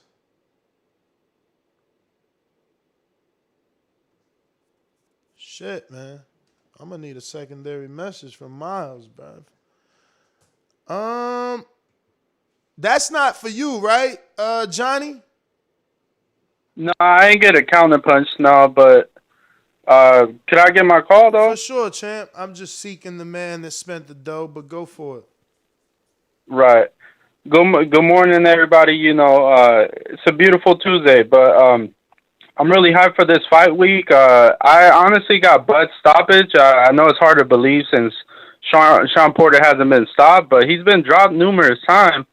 And Crawford got one of the best power at the end of his punches, and you know that's a recipe for disaster for somebody coming in with his head down. Porter is a tough man, you know. And what I just want to see after the actual fight happens, I just want to see if Bud actually gets his just due, because you know it is that thing that a lot of people will hold Porter as, you know, leftovers, or Shawn or Errol Spence leftovers and whatnot. So everybody's saying that they have Shawn Porter, they better call back. That's all I'm saying. All right, brother. Thank you for calling in.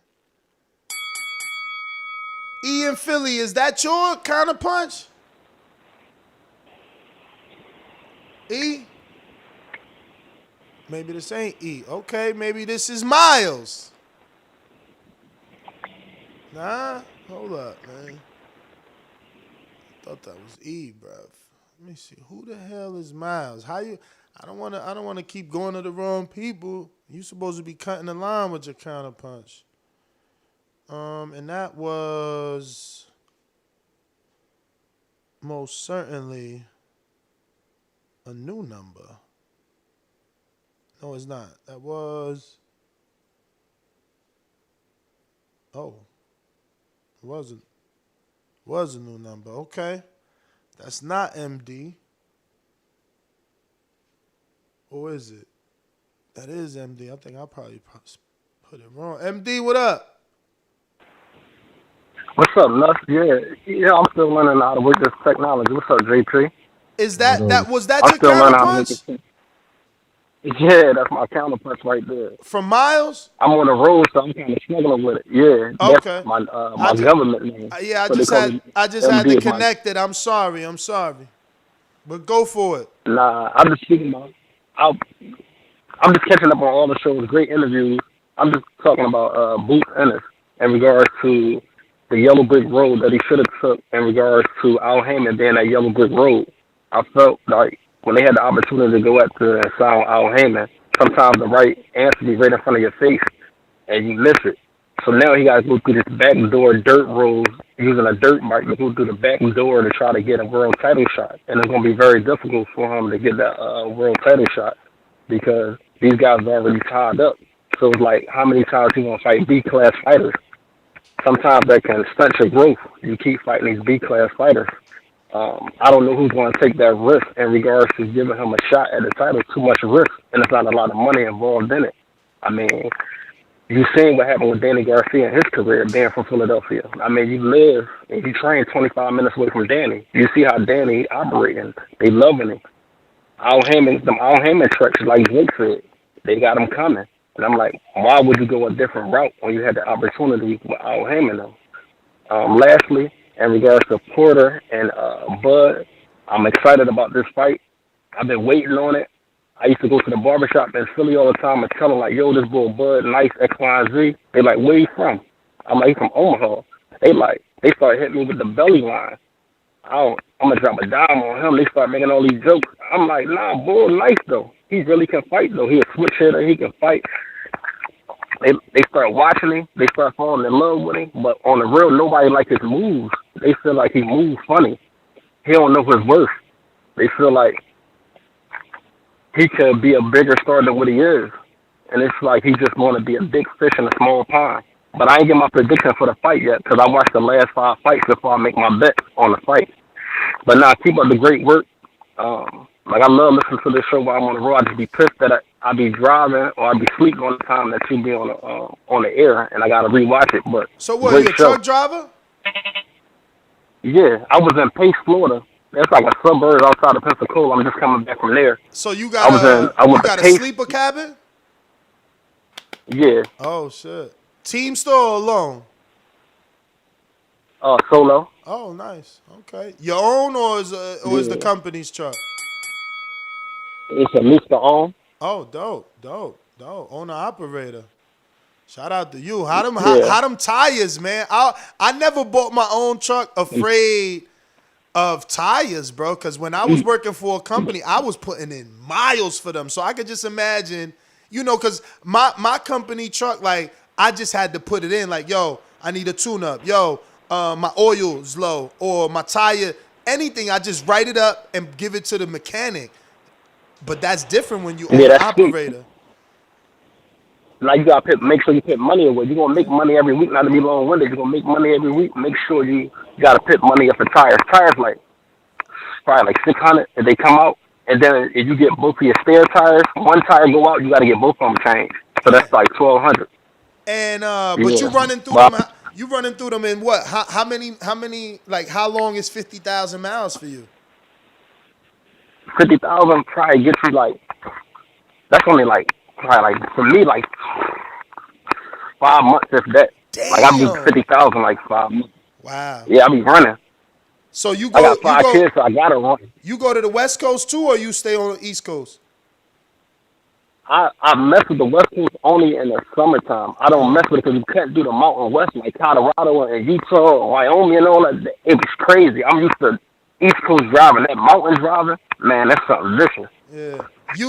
I ain't gonna hold you. You clutch or you automatic? Because I be seeing dudes automatic. with these. Get out of here. I mean, I guess it's more comfortable, but yo, how you automatic?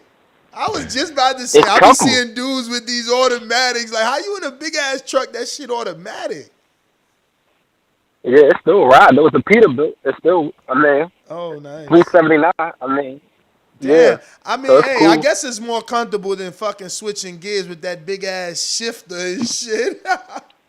Hey, yo. Definitely. They be rolling. Yeah, well, E, I ain't gonna hold you, man. Thank you for calling in, man. I'm going to Justin in New Jersey. What up? Yo, what up, Ness? JP, what's good? Thanks for having me on, man. But yeah, I just want to talk about I wouldn't bet on that Bud Porter fight because, you know, listen, man, I think Porter comes in with his head and like he tries to get angles. And, you know, he's like you said, he's inaccurate. But when Bud switches to southpaw, he's got like one of the best like check right hooks in the game. And I don't think Porter he might not be able to see it. So it could be a stoppage. It could be, but I think that's why I think it could be a stoppage. You know what I mean? Like I said with Plant, you know, I know people are giving him props. I think he needs to get back in the lab. I wasn't impressed with his jab. I'd like to see. They were saying in the chat, Darrell versus Plant. I think that'd be a good fight. What Darrell? Plant, I mean, Anthony Darrell. Yeah, wilding out here, man. Yo, y'all don't think that'd be the dog getting mad love from people after that one knockout to a 54-pounder. Meanwhile, I fight a short dude, they laugh at me. You see what I'm saying? Nah, man, come on, man. Ness, one question, Ness. Yeah. Were you impressed with Plant's jab in that fight? Fuck yeah, man. He touched Canelo up with that shit. But he was weak. You don't think he wasn't stepping into it like Mayweather did against Canelo. He got tired, backing him man. up. He got tired. He gonna learn. But he should have been doing that from the that's why I say he needs to go back to the lab. No, but it's not about. It's more mental. It's more mental. It's not about physical with him. He never been on that. Listen, you gotta understand. It's Canelo, bro. That stadium was lit. And everything Canelo do, they react. So your anxiety builds, and now it's harder for you to breathe. Now you're thinking, you're fighting in your head like, oh shit, damn, he got off on me. Do I need to do something? Did I lose that round? Like, you know the shit you thinking that Canelo's not. But I gotta get to the other callers. I got a 30-minute call, 17 minutes out. We went to Brandon. We went to J-Mac. J-Mac, did we go to you? No, we didn't. No, I ain't heard J-Mac. No, we didn't. That was JT, I think. Or not. So you hating? I'm that guy. What you want to bet on? Bet 100,000 on that. Let's bet $1 million. You getting that money, right? Easy. Let's bet $1 million easy. And I for the bread. When I him, y'all gonna say he was too weak on my life. Okay, bow down, bitches. I'm about to handle business. I'ma teach you all a lesson. This'll only take a minute. Got a part and all this passion in my blood. Niggas hating just because. Think about it. Everybody love Bud. J-Mac, where you at? All these niggas hating on me. Shit is whack. So official with it. Only check the stats. Hey, I'm out here trying to get it. I only got a minute.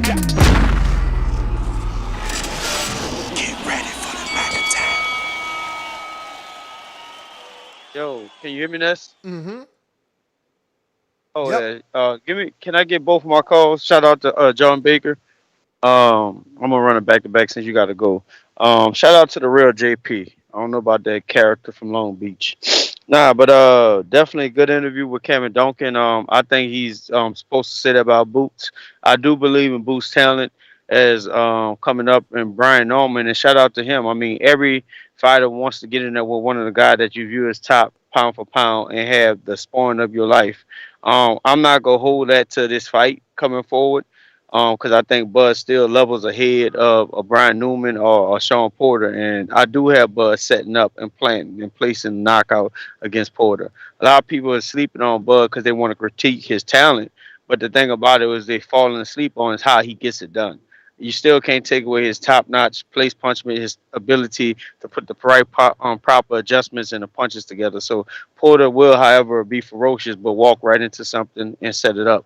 You saying something about the truck drivers? And I don't mind driving that automatic. You can have that stick. I done did that shit. It tears your knees up. It makes your back hurt, and I don't need to do it. So I don't mind driving my automatic and pressing that button. Something else. Oh yeah, damn. JP already covered it. Duran did take 3 losses to Gary Antron Russell and the Amazon, so that's very interesting. I would love to see how that matchup looks in the future. And I say I'm excited about these Cameron Dunkin upcoming fighters. If they get in there and get some good work, and all these guys undefeated, they should be some promising fighters in the future. That's my call. All right. Etho Cool says James Payne tell Plant fight Gongora for the IBO.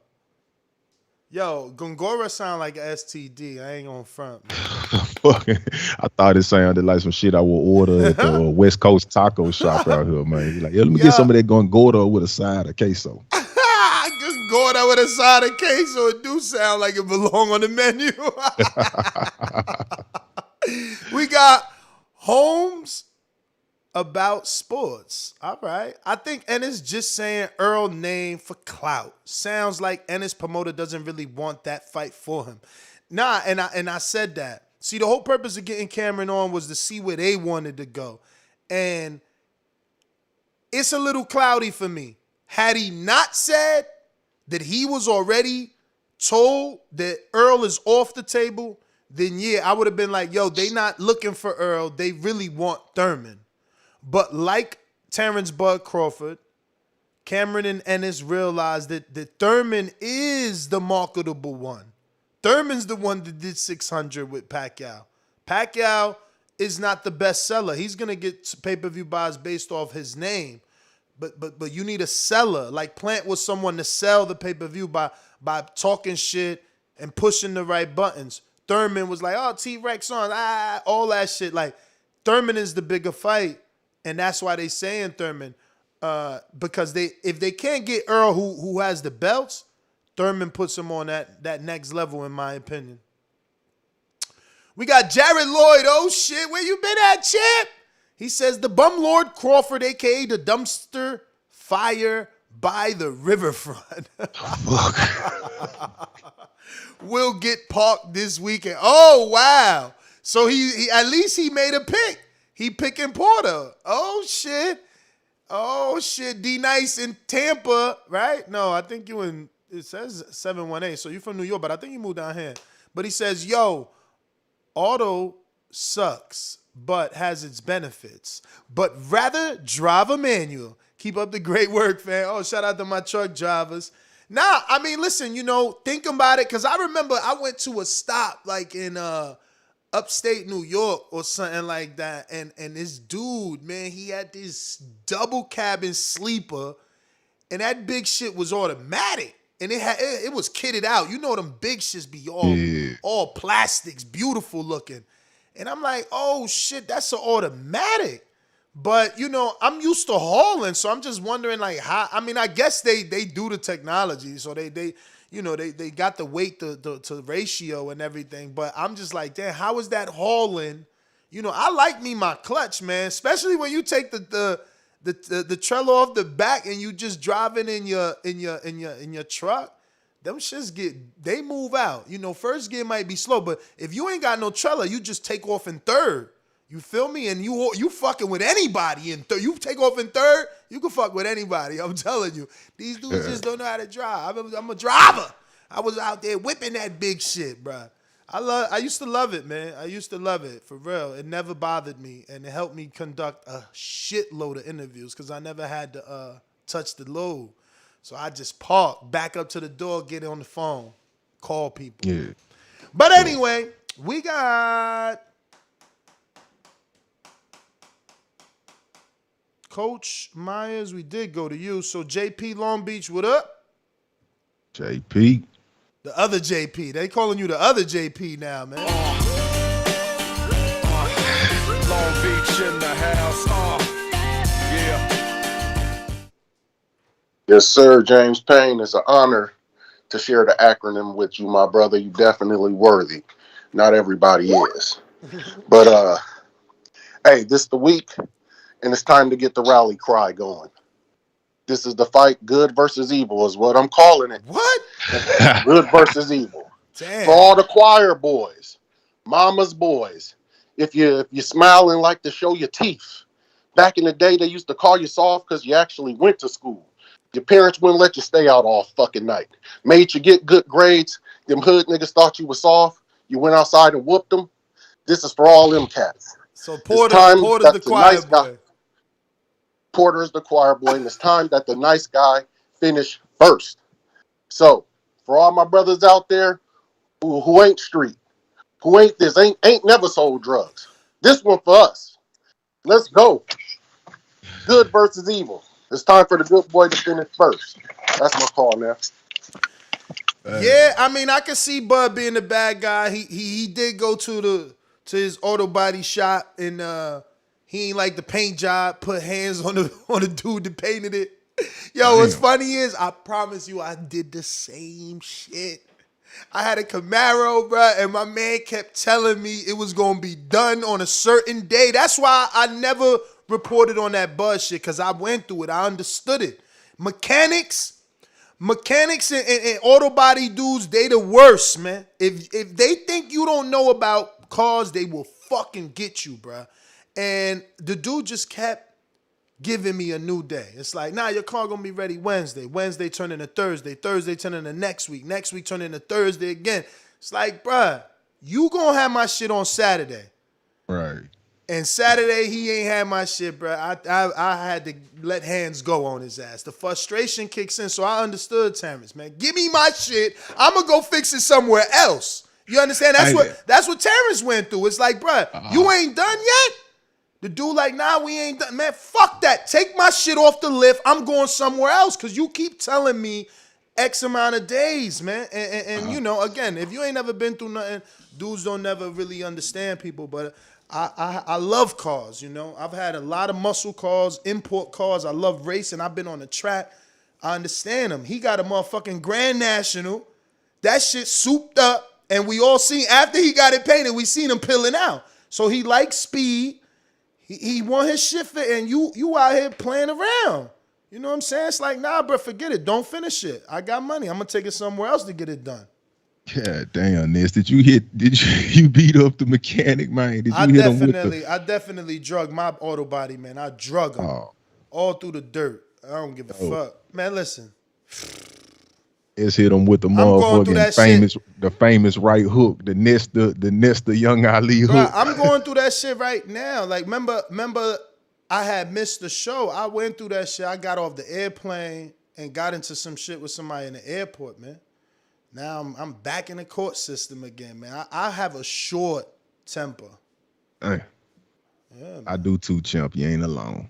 That shit, I can't take dudes, you know, feeling entitled and shit. Like, that's why I understand a lot of people, because frustration gets the best of a lot of us, man. I definitely am an anger management type of dude. I need anger management. That's why I smoke. That's part of my medication. JT, what up? so interesting because you come across like a nice guy, but you're really a piece of shit. Hey, with that comment. Come on, that was a piece of fuck you. That was a piece of shit. You know, we're doing live TV. Man, I don't care. What you gonna do about it? I'll kill this mother. Why do you have to talk like that? Well, I'm talking to you the way I want to talk to you. You have a problem? Turn off your station. I'm the best ever. Yo, what up, Ness? What up? Yeah, you tripping on that shit on that automatic, man. The automatic was the truth. You must have had some light loads. If you talking about you could take off in 3. No, I said that. I take off in 3 without the trailer. Or sometimes empty trailer you could take off Yeah, in 3. you could take off in 3 with an empty trailer too. That's what I'm saying. So like if you had a heavy load, of course that that thing will cut off on you. Oh hell yeah. Clunk right on out. I was just watching this fight. Good interview with Cameron Dunkin. Man, he got good defense, got good reflex, but Boots get hit a lot, man. In certain fights, and when he get in these big fights, I think he has the talent and skills to compete in it.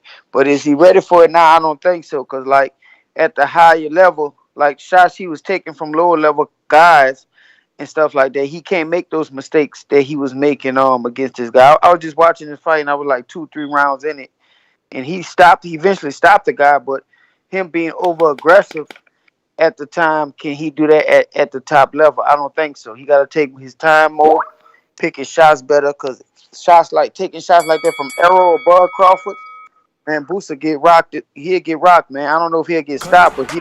Cut it. All right, so we getting down to the wire, bro. We going to the drive-by mode, no intros, because it's time to go. Lids Low, what up?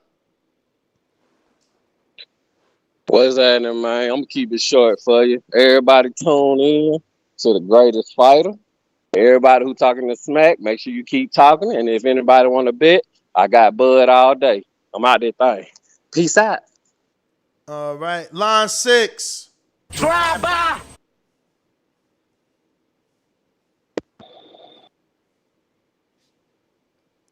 Line 6. You muted yourself. Hey, what's up, man? So I just want to say I'm glad to see all the Boots love being shown throughout TBV the last 2 days. I feel like my work at TBV is done. You know, Boots is becoming well known. So, yeah, man, I'm looking forward to the fight this weekend and great show. All right, brother. LV Slugger, let's go. TBV, what up? What up? What yeah, up? man, good interview. You know, it's that I'm glad hearing what they planning on doing with Boots. You know, that IBO route, just like JP said. You know, that helped Formella get that Shawn Porter fight, and you know that regular WBA title against Butiev. You know, I feel like that's a good fight for him to continue developing until he get in there with them top names. You know, right now he is high risk, low reward fighter. He's not really bringing no big following, so them fighters not really gonna take that risk right now with him. So, you know, can't wait for this weekend. Definitely going down. I got Bud winning with about 2 knockdowns. UD. That's my call. All right. CYP.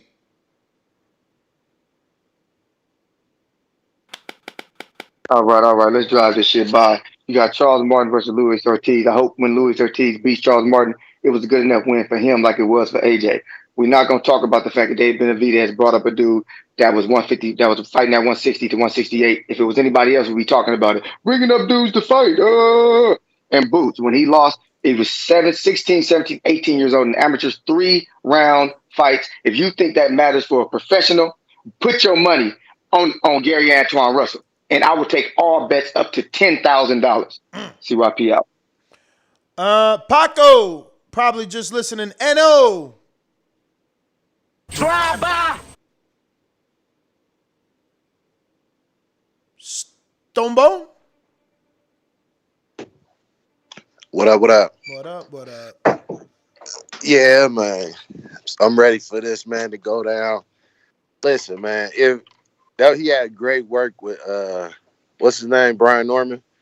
Ask Mac Truck them and all them guys out there, man. He sparred 8 more guys after he sparred Norman. That day and then the next day he sparred. You think if you got hurt, knocked out, you're gonna be Bo Mac gonna keep letting that him keep going through Atlanta dudes. Ask Mac Truck, ask Mustafa, ask all them guys that was out there. Ness, you know them dudes. They'll tell you what work Bud was doing out there. That was for the what was that? Shakur and I Jamel. did. Remember, I text a few of the Atlanta fighters, and nobody said nothing. They just basically said that they either wasn't in the gym or they heard about it. But they just heard it was good sparring. Ain't nobody really giving you. Right, because that's what it was. It wasn't nobody knocked out, nobody was hurt, none of that. So they just want to just be ready for only person getting knocked out is Shawn Porter. Peace. All right, damn. I hope Porter don't get knocked out. You better stop, man. Troy, what up? Baltimore. I didn't know that Charles Martin. So hurt, man. I didn't know that Charles Martin was fighting Luis Ortiz. He's gonna beat Luis. He's gonna stop Luis Ortiz. He's gonna stop him. He's gonna stop him and move on to make the bet, do some man. big and better. Make the bet, man. Yeah. Make the bet up to 10,000, bruv. You didn't hear me yesterday. All my money's tied up, and I definitely would take that bet if it wasn't. That's a bet I would take. But I heard your partner next to you with the glasses mention Mac Truck a while back, a couple of shows ago. There's a cat that he does work with called Big Philly. I would love if y'all could get Big Philly on, Mac, because I could get him on, but I think he really should be on a bigger platform. Him and Mac Truck should do a show together. I'm telling you, those two guys are going to be the future of the heavyweights right there. Right. So I can get Big Philly for you, and you of course can get Mac Truck. So we'll talk on the back end or something. All right, Troy. I got Big George, the last Patriot, that says, I think Boots and Ben are ready to step up. Especially Boots. Have Ennis end Thurman's career. P.S. It's where the hell that fucking shit disappeared on me. It's been an entertaining show. God bless. Prayers emoji. Shout out to you. Sorry for ruining your super chat. Who's next? Jarrett Lloyd back. Oh shit, he back. Oh shit. I can't believe he really picking against Crawford.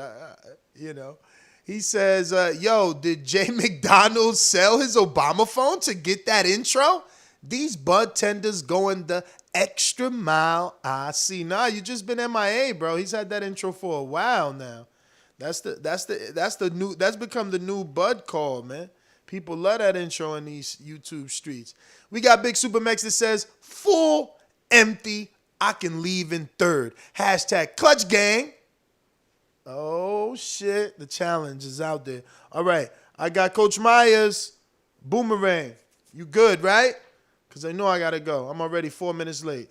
Tell me. You good? You straight? What you got? I'm good. J-Mac. I'm good. Oh, J-Mac took his 2. So Majimbe. Boomerang. All I got to say is that Top Rank played Rigo, and now they're playing Crawford. He needs to get out of there. Fuck Top Rank and Bob Arum. Yo, it's funny you said that. Leonard Ellerby said, fuck Eddie in the Boxing Social interview or in a Zoom call today. That shit was on a Boxing Social made like a reel, so it's on repeat. And it's Tank and Leonard. And they like, yo, did Eddie make an offer for Devin? He was like, man, fuck Eddie.